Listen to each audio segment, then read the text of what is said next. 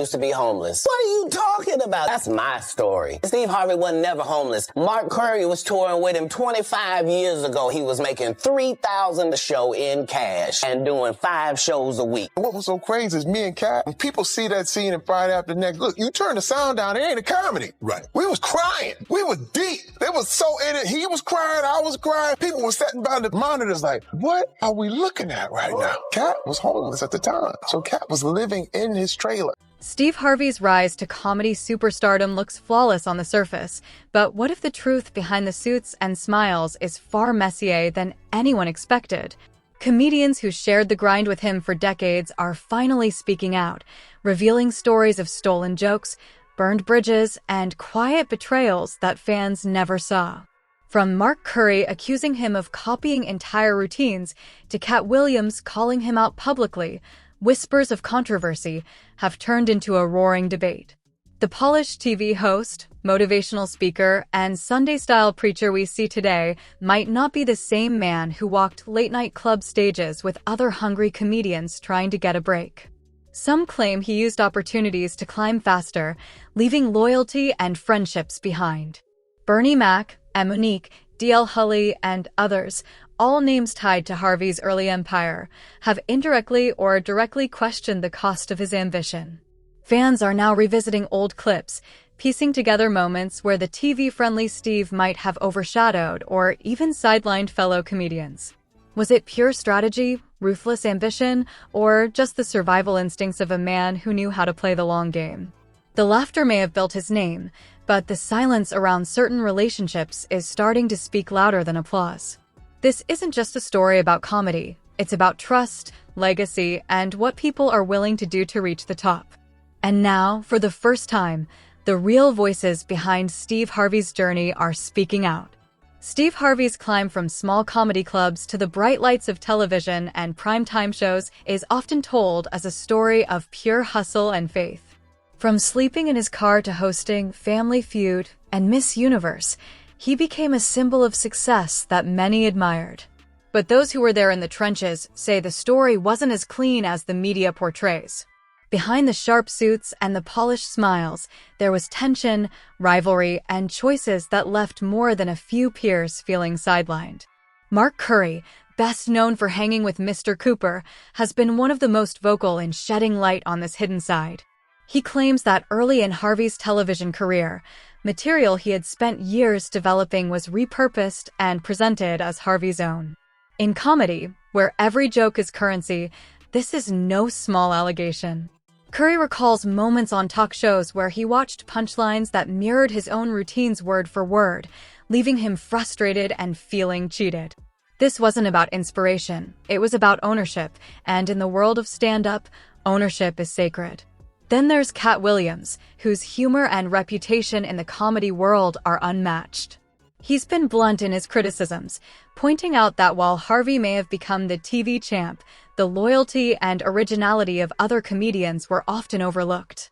Cat stresses the importance of authenticity in comedy, a code that cannot be broken without consequences. The accusation that Harvey borrowed or adapted ideas from colleagues strikes at the heart of that code. The comedy community, built on trust and mutual respect, starts to crack when these boundaries are pushed. Going back to the 1980s and 1990s, Harvey was one of hundreds of comedians grinding on the same circuit: Chicago, Atlanta, Detroit, and other clubs where stage time was hard-earned and reputations were built one punchline at a time. Peers like D.L. Hawley, Bernie Mac, and Monique were all navigating the same struggle, performing night after night, hoping for a break. But according to several accounts, Harvey's rise sometimes involved moves behind closed doors that weren't always seen as fair. From pitching himself for roles that others were up for, to seemingly taking credit for material he hadn't created, whispers began to spread. Industry politics also played a part. When Harvey transitioned from stand-up to daytime television and radio, his visibility skyrocketed. That visibility, coupled with his sharp business instincts, meant fewer people dared to challenge him. His peers respected his work ethic, but there was also a growing sense of unease about how far ambition could go before loyalty and ethics were compromised. Comedians who once shared the stage with him noticed changes. Harvey's image shifted, relationships cooled, and some felt their contributions were minimized as his empire expanded. The Kings of Comedy era brought both camaraderie and tension. Harvey, Bernie Mac, Cedric the Entertainer, and D.L. Hawley stood together, building one of the most iconic comedy brands of the late 20th century. But even within this celebrated collaboration, there were moments of friction. Some say Harvey stepped more prominently into the spotlight, intentionally or not, while others quietly carried the weight of that era in relative obscurity. When Bernie Mac passed away, observers noted how the energy changed. Harvey became the face of the legacy, leaving some to question whether the brotherhood that once defined the group had truly endured. And Monique's story adds another layer. When she spoke out about Hollywood's systemic biases, Harvey's advice to prioritize money over integrity was seen by many as practical, but to Monique, it felt like a betrayal. She expected solidarity from someone who understood the grind, someone who had risen alongside her. Instead, the moment highlighted a divide between business strategy and personal loyalty, a recurring theme in Harvey's ascent. Critics argue that while Harvey navigates fame with skill, that navigation sometimes comes at the cost of relationships that once mattered. Throughout his career, Harvey has openly acknowledged that his climb was not spotless. In interviews, he admitted to doing things he wasn't proud of, framing them as survival tactics. "When you're hungry, you eat what's in front of you," he said, a line that now resonates differently in light of the stories from those who shared early stages of his journey. To some, it's a testament to resilience. To others, it's a cautionary tale about ambition unchecked. As time passed, clips resurfaced, old interviews gained new context, and the narratives of comedians who felt wronged started to reach wider audiences. Mark Curry's first-hand accounts, Cat Williams' outspoken critiques, and other peers' testimonies coalesced into a broader discussion. Was Harvey's climb solely the result of talent and perseverance, or did calculated decisions, at times controversial, play a significant role? Comedy thrives on authenticity. Fans connect not just to jokes, but to the truth behind them. When they hear stories of repeated punchline borrowing or the sidelining of peers, it challenges the image they've come to know. The polished, motivational persona on television contrasts sharply with accounts of backstage maneuvering and strategic positioning in a competitive industry. Those contrasting realities fuel the current debate. The early days were brutal. Stand-up circuits were crowded, opportunities scarce, and every set mattered. Comedians were forming reputations one stage at a time, often sacrificing personal comfort for the chance to be noticed. Within that environment, Harvey's ability to seize moments and leverage opportunities ensured rapid progression, but it also created tensions with others who felt their hard work had been co-opted or overshadowed. Loyalty in those circles is a currency as valuable as talent, and according to some, it was a currency that Harvey sometimes overlooked. Even as Harvey's empire expanded into television, radio, books, and motivational speaking, the undercurrents persisted. His peers note that his approach to business, strategic, calculated, and sometimes cold, was effective but not always endearing. Relationships that might have flourished in a more collaborative environment instead became transactional. In comedy, as in any creative industry, trust and respect can be as crucial as visibility and skill, and the perception of how Harvey managed these dynamics has fueled ongoing discussion. What emerges is a nuanced portrait of a man who mastered the rules of the industry while navigating the complexities of friendship, loyalty, and ambition. He is both admired for his achievements and scrutinized for the methods behind them. The story of Steve Harvey's rise is not just one of talent, it's also a study in the sometimes uncomfortable intersection of drive, ethics, and opportunity. In the end, the debate continues. Fans, critics, and peers alike are dissecting the legacy, revisiting performances, and questioning the path Harvey took to the top. Was it all earned through humor and hard work, or were some steps, whether intentionally or not, taken at the expense of others? The answers are mixed, the perspectives varied, and the story remains compelling, full of lessons about ambition, fame, and the cost of climbing to the top in an unforgiving industry.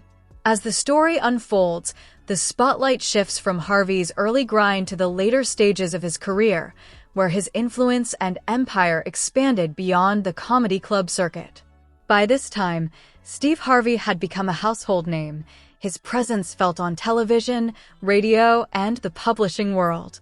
But with that rise came scrutiny from the very peers who had shared the trenches with him. The same comedians who had once laughed alongside him on dimly lit stages were now questioning the choices he made on the path to stardom. The tension that had been simmering for decades began surfacing more publicly. Cat Williams' outspoken remarks didn't come out of nowhere. His critiques, echoing frustrations shared by others, pointed to a recurring pattern. Harvey's ascent often involved moves that, intentionally or not, overshadowed or displaced the contributions of those who had been part of the same grind. While some colleagues were quietly adjusting, hoping to preserve professional ties, Williams and Curry brought these discussions to a larger audience, forcing fans to reconsider the carefully curated image of the comedy titan. Consider the relationship dynamics within the Kings of Comedy era. The four original members, Harvey, Bernie Mac, Cedric the Entertainer, and D.L. Hawley, shared a unique bond, forged through shared struggles and a collective pursuit of success. Their performances weren't just comedy, they were cultural statements, showcasing the talent and resilience of Black comedians in an industry that often overlooked them. Yet, even within this celebrated collaboration, some felt that Harvey had begun to embrace the spotlight more assertively than his peers, strategically positioning himself as the face of the group while others faded slightly into the background. The ripple effects of these dynamics became more evident after Bernie Mac's passing. Observers noted a subtle shift in how the legacy of the group was portrayed publicly. Harvey, already a recognizable figure on television, naturally assumed a more prominent role, but for some colleagues, it seemed as though the collective achievement of the original Kings of Comedy was being reframed to highlight one man over the others. These perceptions, compounded by anecdotes from peers about borrowed material and industry maneuvering, fueled a narrative that Harvey's path to the top wasn't entirely solitary or entirely fair. And Monique's public commentary added another dimension to the story. Her decision to speak about systemic exclusion in Hollywood, coupled with Harvey's advice to prioritize financial gain over artistic or ethical integrity, ignited a debate about loyalty versus pragmatism. For many, this moment crystallized the tension between ambition and allegiance. Harvey's perspective, grounded in survival and strategy, contrasted sharply with Monique's insistence on principle, illustrating the broader challenges of navigating a competitive and often unforgiving entertainment industry. Behind the scenes, insiders reveal Harvey's approach to relationships was complex. While outwardly charismatic and generous in public, in business contexts, he was meticulous, calculating, and highly strategic. Colleagues recall instances where he would build camaraderie in private, only to leverage ideas, opportunities, or connections in ways that advanced his career. To those who valued trust and authenticity above all, these moves felt like betrayals. To Harvey, they were pragmatic steps in securing a lasting legacy. The concept of ownership in comedy plays a central role in this narrative. A joke isn't just entertainment. It's intellectual property, a reflection of the comedian's life experiences and perspective. When allegations arose that Harvey repurposed material from peers such as Mark Curry, Cat Williams, and others, the discussion wasn't merely about humor. It was about respect, recognition, and the ethics of professional conduct. These claims resonated deeply within the comedy community, highlighting an often overlooked tension between creativity and competition. Simultaneously, Harvey's ability to adapt to different platforms amplified both his success and scrutiny. Transitioning from stand-up to radio, daytime television, motivational speaking, and publishing, he demonstrated an uncanny understanding of audience engagement. Every move was calculated, every appearance carefully managed. However, this visibility came with consequences. Colleagues who had shared early struggles felt increasingly distanced from a man whose career trajectory was accelerating at an unprecedented pace. The perception of ambition, when untempered by shared recognition, fueled resentment among some peers. Particularly in Hollywood, timing and visibility can make or break reputations. Harvey's rise coincided with a period where media exposure could rapidly shape public perception. His decisions, whether taking credit for ideas, positioning himself as a leading figure in collaborative projects, or prioritizing high-profile engagements, were all magnified under this lens. For those watching closely, what appeared as savvy business acumen to the public sometimes felt like opportunism to insiders. The story extends beyond professional disputes to the human cost of relentless ambition. Friendships that had once been foundational experienced strain. Partnerships that had been mutually beneficial became transactional. Comedians who had trusted Harvey with both creative ideas and personal counsel sometimes found themselves navigating the same spaces alone, as Harvey's career increasingly demanded a focus on personal brand and empire building. Moreover, the narrative surrounding Harvey's personal life further complicates public perception. His marriages and the controversies surrounding them intersect with the professional narrative, illustrating how personal and professional legacies can intertwine in the public eye. Some peers and observers interpret these elements as part of a broader pattern of calculated decisions, reinforcing the notion that ambition in Hollywood requires both strategic thinking and, at times, personal compromise. Yet, even amidst criticism, Harvey's resilience is undeniable. Family Feud continues to attract strong viewership. His books and motivational content remain influential, and his voice in public discourse is consistently amplified. The scrutiny, rather than diminishing his platform, has often been absorbed and redirected, showcasing an ability to navigate challenges that mirrors his earlier career survival skills. As more voices from the industry emerge, a clearer picture forms of a man who embodies both triumph and controversy. The early comedians who felt sidelined are now part of a broader conversation about ethics, ambition, and loyalty. Cat Williams, Mark Curry, Monique, and others have all shared perspectives that, when combined, paint a portrait of a figure who is both admired and contested. Their narratives underscore the complexities of climbing to the top in a competitive field where talent, strategy, and timing all intersect. Ultimately, this second chapter of the story reinforces the duality of Harvey's legacy.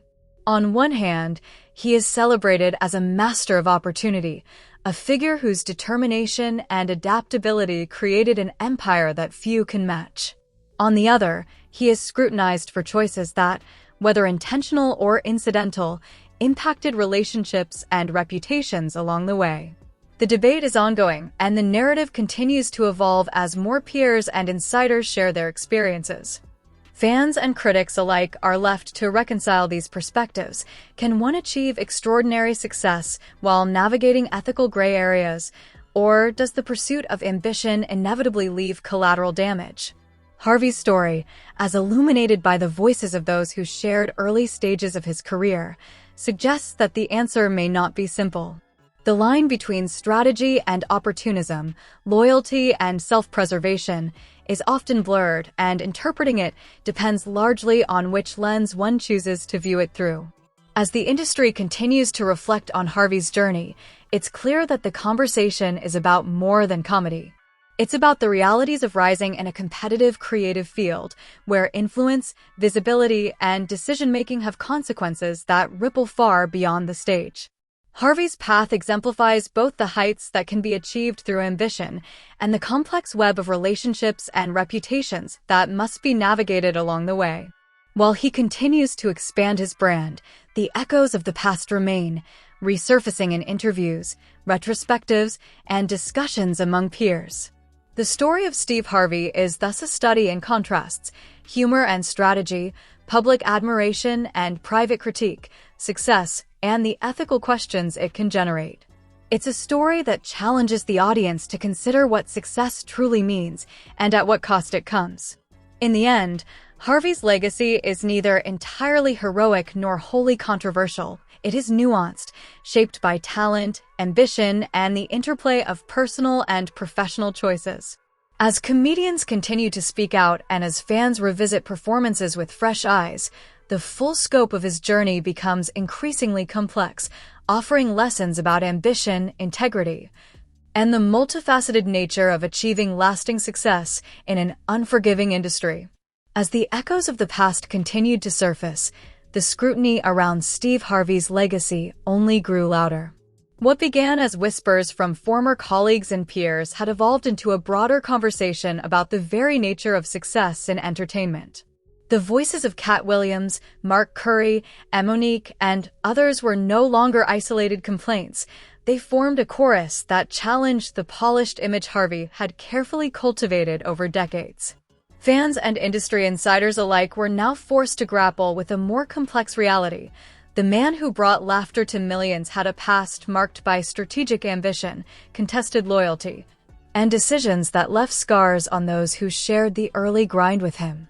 The tension between public persona and private conduct became a recurring theme. Harvey's rise had been extraordinary. Few could claim such a trajectory from small club stages to a multimedia empire. But with that ascent came ethical questions about the path he chose.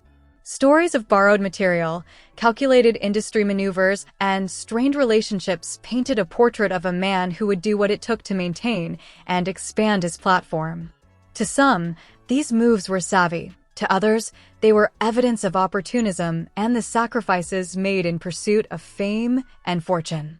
One of the most striking aspects of this narrative is how Harvey's approach to ambition redefined the boundaries of friendship and collaboration. While he remained a figure who publicly celebrated camaraderie and mentorship, the accounts of peers suggested that he balanced these relationships against a keen awareness of leverage and opportunity. In interviews and resurfaced footage, former colleagues described moments when trust was tested, ideas were appropriated, or recognition was unevenly distributed. For comedians who had once laughed alongside him, these revelations reshaped their memories of shared experiences, prompting both reflection and public commentary. At the same time, Harvey's strategic acumen remained undeniable. His ability to pivot between platforms, stand-up, television, radio, books, and motivational speaking demonstrated a rare understanding of audience engagement and personal branding. Each move, while scrutinized, further solidified his status as an entertainment powerhouse. This duality, admiration for his business instincts alongside critique of his interpersonal choices, underscored the complicated nature of his legacy. The public fallout with Monique continued to serve as a case study in the tension between principle and pragmatism. Her insistence on integrity clashing with Harvey's advice to prioritize financial gain highlighted the difficult choices creatives often face in an industry that rewards visibility, influence, and strategic alignment. For fans observing these dynamics, the moment crystallized the broader question: can ambition coexist with loyalty, or does one inevitably undermine the other? Similarly, the narratives from Cat Williams and Mark Curry provided a lens into the ethics of creative ownership. In comedy, originality is currency, and accusations of joke appropriation strike at the core of professional respect. By bringing these issues into public discussion, these comedians illuminated the challenges of navigating a competitive field where personal stories, material, and reputation are intertwined. Harvey's prominence amplified the impact of these claims, sparking debates among fans, aspiring comedians, and industry commentators about fairness, influence, and the cost of ambition. The complexity of Harvey's legacy was further compounded by the evolution of his public image. As a motivational figure, he preached principles of faith, perseverance, and hard work. As a media personality, he curated a brand of charm, humor, and approachability. Yet, beneath the surface, critics argued, lay a man who calculated every move, sometimes at the expense of those who had supported him in earlier, more vulnerable stages of his career. These contradictions created a narrative tension that made his story both compelling and contentious. Throughout all this, Harvey's ability to endure criticism became a defining feature. Despite public scrutiny and pointed commentary from peers, he maintained a trajectory of success that few could dispute.